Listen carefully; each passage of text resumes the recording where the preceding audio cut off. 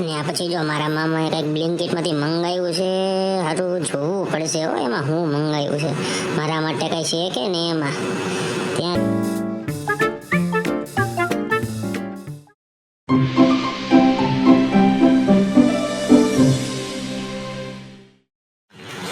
તો કેમ છો બધા, મજામાં ને?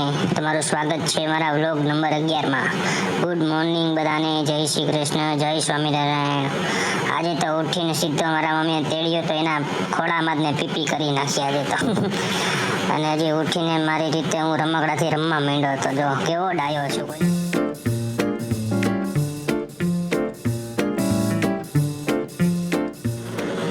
આ જુઓ મિત્રો, અમારું પોપટ છે.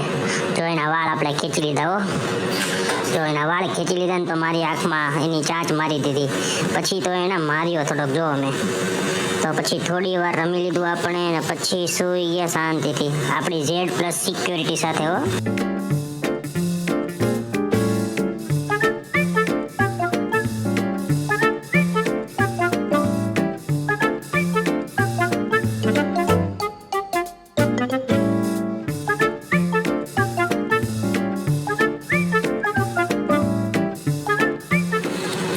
પછી જો આપણે સીધી ઉઠીને સ્માઈલ આપી દીધી મસ્ત મજાની. જો મિત્રો કેવી સ્માઈલ છે આપણે, એક નંબર છે ને ભાઈ. હવે આપણી હાથમાં જો ઓશીકું આવી ગયું, આપણે એની હારે થોડીક વાર રમી લઈએ. ને જો બેઠા બેઠા આપણે કંટાળતા હતા, થાકી ગયો તો પછી આપણે થોડીક વાર આડા પડી ગયા.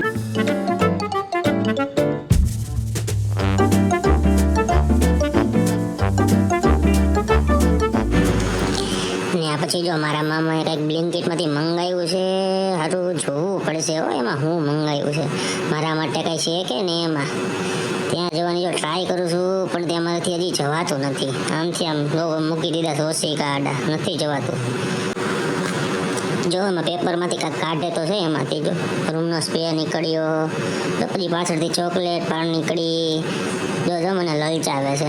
પછી આપી તો દીધી જો મારા મામાએ ચોકલેટ, એટલે પાછી લઈ પણ લીધી.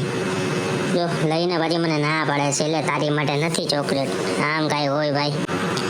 બ્લિંકિટમાંથી મંગાવ્યું પણ મારા માટે કાંઈ એવું નહીં એમાંથી. એની ચર્ચા શરૂ છે મારા મામા જોડે. કાંઈ વાંધો નહીં, આ વખતે જવા દઉં છું. હવે બીજો કાંઈક ઓર્ડર કરો ને બ્લિંકિટમાં, એટલે મારા માટે કાંઈક આવવું જોઈએ, બરાબર છે?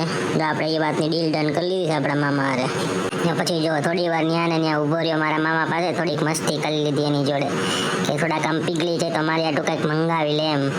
પણ કાંઈ મામા મંગાવ્યું નહીં. પછી તો જોઈને કેમેરો એના હાથમાંથી ખેંચવાની ટ્રાય કરી પણ મારા હાથમાં કાંઈ આવ્યું નહીં.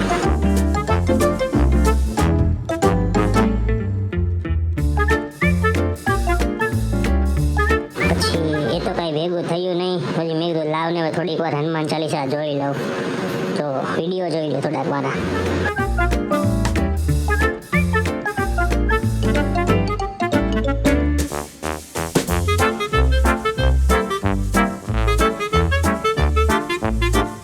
પછી જો અમારું જમવાનું આવી ગયું હતું ને મને લાગી હતી બહુ ભૂખ. હું રોતો હતો પણ આ લોકો જમાડતા જ નહોતા, ખાલી એમને મારી સામું જોતા હતા કેવો રોવે છે એમ કરીને. જો પછી તો જો છાશનો વાટકો મારા નજીક આવી ગયો. જો પાછો લઈ લે છે, લલચાવે છે. જો આપી દીધો પ્રેમથી, બસ આવી રીતે આપી દેવાનો પ્રેમથી, બાકી ધોરી નાખીશ વાટકો.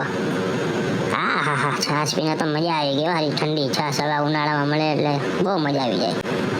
પછી તો અમારી ગાંડી માસીનો વિડીયો કોલ આવી ગયો હતો અને જો ગાંડા કાઢે છે, અને એને જોતા જોતા હવે હું જમી લઈશ. અમારો થોડોક ટાઈમ પાસ થઈ ગઈ ને. હજી જો કોલ શરૂ જ છે અને જો એના ગાંડા કાઢવાનો શરૂ જ છે અને આપણો ટાઈમ પાસ થતો જાય છે. ત્યાં જો મારા મમ્મી મારી પાછળ આવી ગયા. જો એને પાછી મારી સિંહાસનની ગાદી મૂકી દીધી કે લે બેટા તું આરામથી ટેકો આપીને જમી લે શાંતિથી, એટલે તારો વાહો ન દુખે. જોઈને જો કેવા ગાંડા કાઢે છે મારી માસી, એટલે તમને મારી ગાંડી માસી કહું છું. પછી તો જો આપણે જમી લીધું અને જો મારા વોકરમાં બેસાડી દીધો મને કે થોડીક વાર જો આપણે આમ ચાલી લઈએ ને આમથી આમ થોડુંક, તો આપણે બધું જમવાનું શાંતિથી પચી જાય અને પેટ થોડુંક હળવું થઈ જાય. 30 મિનિટ જેવું થયું ત્યારે મારા મમ્મી કે હાલ હવે બેટા તું આવતો રહે, મારા કપડાં ધોવાઈ ગયા છે, તને નવડાવી દો શાંતિથી, હાલ આવતો રહે. પછી તો આપણે જો સીધા આપણે પાણીના ટબમાં વયા ગયા અને જો એવા મજા આવે નાહવાની ઉનાળામાં. તો જો બનાવવાની જેવા નાના નાના છોકરા બધા હોય ને, જો આવી રીતે ટબમાં બેસીને મસ્તી કરવાની હો, પણ બાજુમાં કોકને ઊભા રાખવાના હો. આપણે પડી જાય પેલા આપણને પકડી રાખે. આપણે સિક્યોરિટી ગાર્ડ તો હોવા જ જોઈએ આપણી બાજુમાં. ને પછી તો જો સીધો નાઈને મારા બેડમાં આવી ગયો ઉપર ને જો મસ્ત મજાનું ચીલ થઈ ગયું હતું અત્યારે. કેમ કે અત્યારે હું આવી ગરમી છે ને તો અત્યારે એસીમાં થોડુંક રહેવું પડે.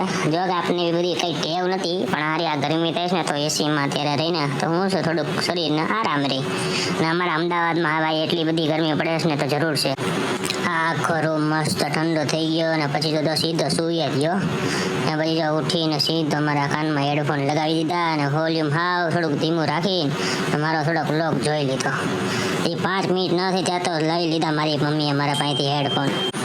ને પછી જો મારા મમ્મી પાછા લઈને લલચાવે છે, મને આપતા નથી. તો પછી આપણી હાથમાં આવી જાવ તો ખેંચી જ લીધા હેડફોન. હવે મૂકે બીજો એ હા નહીં. ને પછી જો આપણે મસ્ત મજાની ચોટી લઈને નીચે રમવા આવી ગયા. પછી તો મારા દાદાએ રમકડા આપી દીધા મારી બાજુમાં મને, અને મારી દાદા બાજુમાં બેસાડીને મારું ધ્યાન રાખતા હતા.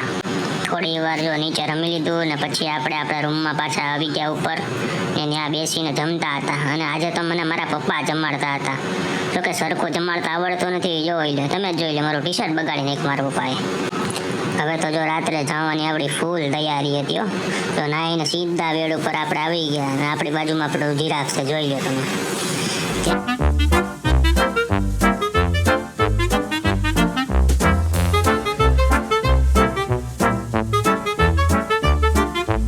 મારા મમ્મીએ મને ઊભો કરીને જો ઠુમક ઠુમક ડાન્સ કરાવી દીધો જો, ને હજી કરાવે છે જો. બાકી આપણે ડાન્સ કેવો કર્યો રેડી છે ને? કાંઈ પ્રોબ્લેમ હોય તો કોમેન્ટ કરી દેજો. તો તૈયાર થઈને જો મારા મામાની બાજુમાં બેઠો ને તો એને મને બીજું લેપટોપ આપી દીધું. કાલે ભાઈ તો થોડાક ફોટા એડિટ કરી નાખું. એક કાલે શૂટ કરીને આવ્યો તો મારા ફોટા આપવાના છે, તો થોડુંક તું કામ મારું પતાવી દે હાલી કે. ને થોડીક વારમાં જ મેં મારા મામાનું કામ પતાવી દીધું આમ ત્યાં માત કરીને કે હાલ્યો ભાઈ તમારું કામ પતી ગયું. જો આખો દિવસ જો થાકી ગયો તો એટલે જો મારા જીરાફને લઈને સીધો સૂઈ ગયો ભાઈ.